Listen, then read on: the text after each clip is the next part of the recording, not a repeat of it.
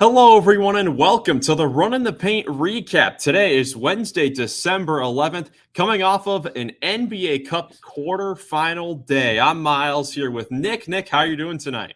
Good, man. Excited to talk about the cup action. Happy to be here. Good to see you. Absolutely. Good to see you, too. We've got a couple teams punching their ticket into Las Vegas with a couple of fun games from last night. Let's get right into it. First up, we'll go with the Eastern Conference game. We had the Milwaukee Bucks and the Orlando Magic. Now, this was a game that coming in, little worried about how competitive this game could be after, of course, Franz Wagner gets injured a couple days ago. The Bucks have been playing such great basketball as of late. But the Magic, man, to their credit, continue to just play so hard on the defensive end. But unfortunately for them, it was not enough as the Bucks, thanks to some big time plays down the stretch from Damian Lillard, took home the 114-109 victory to advance to Las Vegas for the semifinal knockout round coming up this weekend.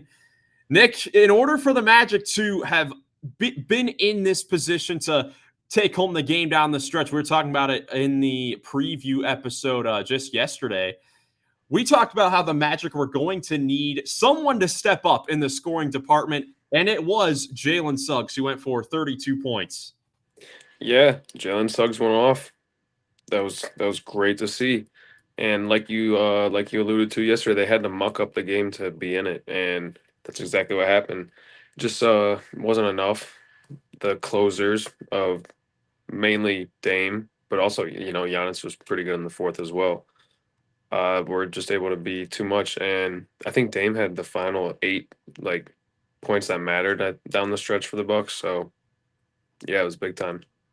Yeah, that's pretty much what it came down to at the end for the Bucks. But to start off, Orlando did a great job defensively. I mean, we know that's their calling card, but in the first quarter, they had an 8-point lead after the first quarter, and the biggest reason was they forced 7 Milwaukee turnovers in just the first quarter alone, and a lot of them were just off of normal drives with Giannis and Damian Lillard going to the basket and just a player down there stripping the ball and forcing a turnover going back the other way. Jalen Suggs had 3 steals in the first quarter. Yeah, And that really did a great job setting the tone. Then the benches came in. The Magic also had some solid role player performances in this one. They had 3 players come off the bench in double figures. Mo Wagner and Bobby Portis for the Bucks kind of went back and forth a little bit in the second quarter. Bobby Portis had a great game in this one. Hit his first 7 shots. yeah. Mo Wagner and Bobby Portis, mano y mano, back and forth to start the whole play-by-play. To start the second quarter, but yeah, I was scouting a high school game and I checked the score at halftime, and I was surprised to see that it was so close and it was a low scoring game. So I'm like, okay, well, I know how this game is going. The Bucks probably look terrible, and they had almost as many turnovers as rebounds in the first half. So that was just how that went. Magic dominated the rebounding category and pretty much everything uh on defense. Yeah, they definitely did, which is why this one's such a tough game to lose. But and Jalen Suggs, man, in the fourth quarter, he did everything he could after having 16 fourth quarter points in the Magic's win a few nights ago against Phoenix, which was a huge win. Goes for 18 in the fourth quarter of this game, finishes with 32 points, knocking down some tough shots in that fourth quarter. But disappointed with himself after missing a couple decent looks. I mean, they weren't the best quality of shots, but they were decent open kind of looks to give the Magic the lead or tie the game. Unfortunately for them, those did not fall. And then for Milwaukee, we've been talking a lot about the Magic, but for the Bucks, it was Giannis Antetokounmpo to start out the game the first 3 quarters. The whole game, he had 37 points. Damian Lillard had 28 and stepped up big time in the final minute there. Orlando had a 3-point lead in the final minute of this game, and Damian Lillard hit a clutch step back 3 to the left. That was a tough shot. Yeah. Then coming back the other way, he's going down the floor, and the seas kind of just parted for him. He had a wide open slam dunk. No Um, help. yeah, No no help help. defense. Goga Bataze, who had been playing very well for the Magic, had a good game in this one, kind of ran with Bobby Portis to the corner, and it left Damian Lillard open inside for a dunk. And then Orlando just couldn't get again. Jalen Suggs missed a shot there. But even then, after the Bucks still had a few free throws, Orlando still had a bit of a chance here with like 10 seconds to go. They were down by 5. Was it Jet Howard? Jet Howard with the basketball threw up a wild shot, a 3-pointer to try to cut the lead down, and he drew a foul, sending him to the free throw line for 3 shots. Nailed the first 2, which made it a 3-point game with about 6 seconds to go. And he had to purposely miss this third free throw, and he did, but he missed the rim, which is obviously a violation. Bucks get it, and they win this game. It always baffles me how these NBA players, they are so bad at intentionally missing free throws. I feel like it happens so often where they miss the rim entirely, and it's a violation. Well, you don't normally practice to miss. That is very true. I feel like, though, now that we're seeing these kind of fouling when a 3-point game scenario, you're kind of, I feel like teams do kind of practice it a little bit more, but it's obviously difficult. Either way, though, Orlando, just a great performance all the way across the board here to just stay in this game against, a high-powered Milwaukee Bucks team. This one, it's obviously tough to lose. At the end of the day, on the bright side of this, I mean, you don't go to Vegas, but now you get like the next few days off of rest. That's true. And like we were kind of alluding to in the last, in the full podcast episode, the Magic now go into a 6-game homestand where obviously they're still undefeated on the season. So definitely some light at the end of the tunnel in this game. Yeah, I was just going to say that even though Bobby Portis had 22 and 10 in this one, you have to play help defense. You can't run out to him on the perimeter when Damian Lillard's driving right down the lane. Yeah. Jalen Suggs was disappointed with himself, even though he had a great night and almost tied the game. He was visually disappointed with himself at the end of the game, and the Magic missed a lot of free throws down the stretch. I think they missed 3 free throws, not including the Jet Howard intentional miss in the final 2, 3, 4 minutes in this one. Yeah, and then certainly costly along with that defensive error there in the final minute. But overall, another good victory for the Milwaukee Bucks, who, again, are trying to climb their way up, not just in, obviously the NBA Cup, but in the regular season standings as well. They've been playing such great basketball as of late, and now they're 8-2 in their last 10 games. They are now essentially tied with the Miami Heat for the 5th seed in the Eastern Conference after their, very rough start to the season. And a game like this could certainly matter down the line, where the Magic and Bucks could certainly be fighting for playoff positioning down in the end of the season. But overall, just a great game. It was nice back and forth action there. Defensive minded, the Magic did a great job of making it ugly, but we still saw, that Damian Lillard step back, we still saw some great plays being made on the offensive end. And Giannis, I feel like this is a 37-point game that we aren't even talking a whole lot about. But Giannis, just doing his thing. Incredible that he's leading the league in scoring at like 32-plus points per game. Doesn't some even big shoot threes. And without shooting threes, it is incredible, especially in this era of the NBA. But yeah, man, good victory for the Milwaukee Bucks. You have any other thoughts from this game? AJ Lawson with another great night. And even though Chris Middleton, I guess, can't score now that he's back from injury, at least he can get eight assists. Yeah, he's still trying to, get back in the swing of things. He's been playing okay, just trying to get his feet wet back. It's obviously been a while since he has played, and coming off the bench there for Doc Rivers. But moving on here to the more anticipated game in the Western Conference, the Dallas Mavericks and Oklahoma City Thunder. No PJ Washington in this game for Dallas. He was a late scratch in this one.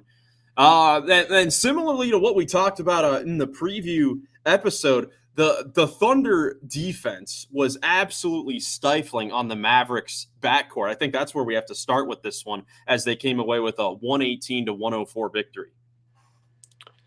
Yeah, I mean, all you got to do is look at Luka's stat line and Kyrie's stat line, and you can tell how it went when Clay and Najee Marshall are your leading scorers with 19 apiece.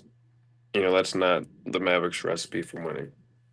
No, not at all. I mean, OKC just did an amazing job defensively and really making everyone else around Luka and Kyrie have to make the plays, whether it was Lively or Gafford in the short roll, kicking to Najee Marshall, who has had some high scoring games so far this season. He's had a very good start to his Dallas tenure there, but still, there were still some plays there where like Najee Marshall, if you're OKC, you live with him making plays. Right. Klay Thompson at this stage of his career, he was knocking down shots early.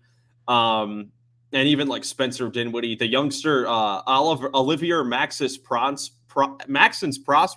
He's a mouthful to say, but he had a pretty good game in this one. Hasn't gotten a whole lot of time over the first season and a half of his career there. But in the fourth quarter, after OKC started to blow open the lead a little bit, it looked like Dallas immediately answered with like a 10-0 run. Kyrie Irving hit a couple back-to-back threes, and we're like, man, here we go. Mavericks starting to make a run. But OKC did an amazing job of just completely dominating the possession numbers. Yeah, absolutely. I mean, we talked about turnovers in the Bucks game. You want to talk about turnovers? They had 18, the Mavericks in this one, and we saw the numbers at the end of the game. The Thunder got up 21 more field goal attempts than the Mavericks, and it's kind of hard to win when your opponent has a chance to score 40 more points than you just based on the possession count. And the Thunder, of those 101 field goal attempts, also got up 53s and nailed 20 of them. And this Yeah. was something that like Reggie Miller asked Mark Daigneault about at halftime, whether or not, you want the Thunder to maybe dial it back a little bit. Are they shooting too much? But I mean, we were watching the game here together, especially in the second half. Like the Thunder were getting really good looks from Yeah. three-point land. And when you get 50 decent three-point attempts in a game and knock down 40% of them, that's 60 points right there. That's certainly going to help you out. Absolutely. Shea Gilgeous-Alexander in this one had 39 points to lead the way. He had 5 of the 23s, was 5 for 9 from 3. Kind of been a shaky start to this season for him shooting-wise, just because he's been trying to add the three-point shot to his game a little bit more, try to increase the volume of it a little bit. This is one of those games. He's able to knock a lot of them down. And they just got great production from really just throughout the roster. I mean, this is just a standard OKC Thunder performance that we've seen so far this season. Jalen Williams didn't shoot the best in this game, 8 for 21 from the field, but hit some timely buckets down the stretch when the Mavericks were starting to come back. Yeah, it just seemed like every time the Mavericks started to come back, the Thunder had an answer for him, and that lead never really got below 10. So, you really only start to get worried if you're up when the lead gets down to like maybe 3 or 4 possessions about where it was at 10. But anything, unless you get to like 2 possession game, you really start to, feel the pressure. But when you can keep a 10-point cushion, it really does a lot of good. Like you can keep control of the game. Oh, yeah, for sure. I mean, OKC just did a great job of being in control, especially in the second half. After a first half where Luka only had 2 points in the first half of this Yeah, game, and it was still a pretty close game. It was like a 1-2 possession game that's at half, true. and with Kyrie not playing that well, along with that. But OKC just did a great job in the second half of blowing open the game and not letting it back under that 10-point threshold. And again, just up and down the roster. Alex Caruso, great game on both ends of the floor. Once again, making plays at the end of the third quarter. Did that second effort offensive rebound, kicked it to Isaiah Joe for the buzzer-beating 3. That was crazy. Oof. Kenrich Williams off the bench playing the de facto backup Yep. 5 with 9 points, hit 3 threes. I mean, they had 9 3-pointers from the bench. I mean, that's pretty good. Yeah, Casey Wallace had 11 off the bench, 8 rebounds, or did he start? He Oh, he started in this starts. game. Yeah, But he even then, starts. Kaysen Wallace had 4 offensive rebounds and one of the shortest guys out there. Yeah, he's a beast. And he had a Yeah. lob. Yeah, he had a lob dunk. That was nice to see. That was another play that Caruso made down there. For Dallas, in a game where you obviously have the size advantage, with the front court that they have. Obviously, no PJ Washington in this one, so it made it a little tougher to at least start the game, going a little Yeah, smaller that's there. what But yesterday I said I would have liked to seen him on Shea. yeah, I would have loved to see that as well. But Did they end up putting Clay on him? I would guess that they put Quentin Grimes on him. I couldn't watch the start of this game. Yeah, But I think Quentin Grimes on him wasn't bad, and then Najee Marshall coming in there off the bench, and even sure. Prosper as well. But in that scenario where if you're Dallas, you still have Lively, and Gafford out there for the whole game, and you get out rebounded. You get out rebounded on the offensive board, 17-7. That's just not going to get it done. I mean, the possession game, we talked about it before. It's certainly not going to get it done. So OKC advances to Vegas. Dallas's 7-game winning streak gets snapped. But overall, these are two teams at the top of the Western Conference. Excited to see, future matchups going forward. 100% agree. So now let's get into the MVP of the night from this NBA Cup action. And it is going to be SGA, Shai Gilgeous-Alexander, with the 39 points, 8 rebounds, 5 assists. He was great, knocking down all sorts of tough shots. And this was a game where, honestly, Dallas played a lot better defensively, especially their backcourt player, from their backcourt. Mentioned J-Dub not really having the most efficient game. Shai just was amazing in this game. I mean, 65% shooting from the field with 39 points. He did it all, as he's been doing a lot over the last few years. Yeah, and they needed him to. I mean, like we alluded to, Kyrie and Luka had off nights, and it was only still like a 10 to 12 point game throughout the second half. So he stepped up and when they needed it and dropped 40. So that's solid. Yeah, MVP for sure. Yeah, no question about it. And then before we get out of here, we got some more NBA Cup quarterfinal games going on here tonight. First, at 7 o'clock on ESPN, we've got Trae Young at Madison Square Garden to take on the New York Knicks. This should certainly be a lot of fun. I cannot wait for this matchup. I know both of us are really excited for this one. Yeah. And then the nightcap at 9:30, the Golden State Warriors and the Houston Rockets at 9:30 on TNT. Now, Nick, now that we have both of these results from last night with the Bucks winning and Oklahoma City winning, who are you hoping maybe wins these games here tonight to get the matchups on Saturday? Well, I did want the Hawks. I did think that they were going to win too. But now that you asked the question, who do I want for the matchup, like I'd like to see the Bucks play the Knicks because I think that'd be the better matchup. And I don't know who I think is a better team between those two because I still have a lot of questions about the Knicks. And mainly, yeah, I'd like to see the Bucks and the Knicks play in Vegas in a high stakes game. So I'll say the Knicks for the East. Yeah, I like that. I would probably agree. Atlanta has been good.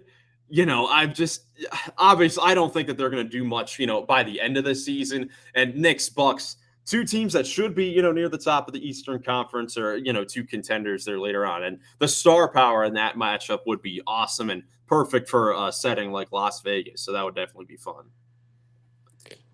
Yeah, and the other one, it's also a really interesting game because the Rockets are super young and super deep, and I don't know. They're talking about trading for Jimmy Butler. Can you cover that? Yeah, let's talk about that a little bit before we get out of here. So yesterday morning, we got an inside pass from Shams Charania talking about, stuff around the league because we are actually coming up pretty close on a pretty important day in the NBA. December 15th is the first day that players throughout the league that signed a contract in the offseason, a free agent deal, those players can now get traded. So a lot of the league gets to be opened up, and that's usually when we start to see more transactions. And in this kind of pass that Shams had, said that the Miami Heat are officially open to trading Jimmy Butler, which is something that we've been kind of hinting at throughout the summer. Not sure if they were actually open to it, but they are, according to Shams. And the three teams that I guess are most interested or that Jimmy Butler would be interested in going to are the Houston Rockets, as Nick said, along with the Dallas Mavericks and the Golden State Warriors, all teams in the Western Conference. So I guess, Nick, first of all, what are your thoughts on Miami being open to trading Jimmy Butler, and then the 3 teams that are, I guess, interested in acquiring him? I think it's just Miami kind of realizing that their runway is running out, and if they're gonna do something while Tyler Hero's still like their guy and Bam can be paired with him, like maybe it's time to pivot to someone to like focusing on development or finding another option in free agency. So moving Jimmy's contract out of there would be a good idea. So yeah, that's probably why I think they're doing it. Yeah, I mean, the contract, I think that's definitely big. I mean, Jimmy Butler at the late stage of his career, I think that it just comes down to they don't want to pay him another big contract. Even though Miami has definitely been playing better as of late. I mean, so many teams in the Eastern Conference got off to just brutal starts and now playing a lot better. So, we'll see. And Jimmy Butler has thrown in a couple of his, classic, Jimmy G buckets type of performances there for Miami. As far as the teams that I guess that the Heat are looking at trading him to, are teams that could potentially be fits with the Warriors, Mavericks, and Rockets.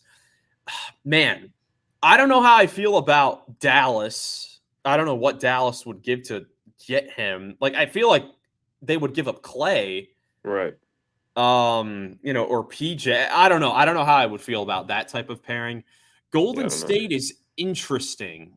Golden State is low-key interesting. I don't think it'll happen. That would be really interesting. I don't think it'll happen, but I do think it's interesting because we've talked about the Warriors a lot here. And they've had an up and down start to the season. And I think that what they need is a number 2 guy, a clear number 2 guy. Is Jimmy Butler that? I don't know. And I don't know if it's worth mortgaging some of your young players to get an older Jimmy Butler just to have a chance with Steph and Jimmy. Like, I don't know. Do you think Steph and Jimmy Butler in the Western Conference would be much of a threat to contend for a title? No. Yeah, I don't know. DeMar, Sabonis, and Fox, I like that better. Yeah, and they're not even on top. That's not even a top 4 team. Yeah, and those guys have really struggled as well to get a rhythm going. But that leaves, I mean, the Houston Rockets. I like it, man. I would like it. I think that's definitely intriguing. I also don't know if it's worth changing anything right now if you're Houston, because they've been off to such a great start. But I don't think that that's necessarily an idea that they should throw away, and just not come back. I think that that's something that they should keep on their radar, that Jimmy is available. Of course, Jimmy, I believe, is from Houston originally. And maybe going back to get a guy like him with veteran playoff experience, because Houston has been, they've really benefited from getting, guys like Fred VanVleet and Dillon Brooks. And if they had Jimmy Butler instead of Dillon Brooks, I think that would raise this team. At least you would think. I would agree. And I also think that Houston's kind of in a similar position to Oklahoma City, or at least the position that the Thunder were in the last few years, where the Rockets have so many solid young players that some of them are going to get left out of the running, eventually when it comes down to, the future of the team here and not get, enough minutes. We saw that with like Trey Mann, for example, with OKC. But OKC didn't pull that trigger until the last minute, and then they got what they could at that point because those guys were good. So you're going to get something good. Yeah, and I think, you're saying, Houston is in the same spot. So I don't think I don't know. I don't know if you pull the trigger yet, because I think, I like the guys they have. I think you run it with who they got, and that's to tie it all back in. Why I hope they beat the Warriors in the Cup. Yeah, I think if Houston does make this sort of deal, it should be something that's maybe, I don't know, even this season, maybe in the off season a little bit. Yeah. See what you have with this team first. Yeah. That's all I'm saying. Because even going back to OKC a little bit, obviously last year was their big breakout season of becoming, the number 1 seed in the Western Conference, excuse me. And there were some talks last season. I know we were even having it on the podcast. They have so many young, talented players.